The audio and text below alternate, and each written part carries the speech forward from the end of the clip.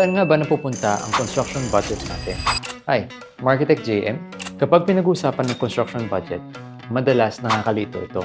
Napakaraming numbers, ang dami-daming terms. Ngayon, pag-usapan natin yung simplified version nito.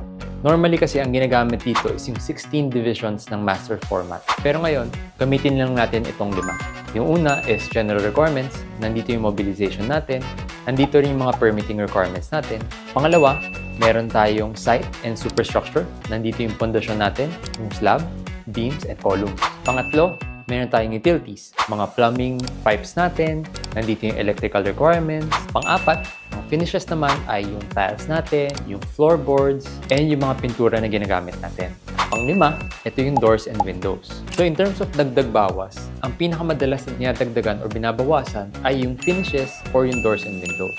Sa finishes kasi, pwede tayong magbawas ng quality at pwede tayong magdagdag. May mga bagay naman na hindi ganun kadaling bawasan. Katulad ito ng site and superstructure natin. Kasi may mga minimum requirements na sinusunod ang mga engineers natin para masiguradong safe at secure ang bahay na i-investan natin. The more you understand your budget, the more control that you have. For more insights in architecture and construction, please follow our page, Architect JM.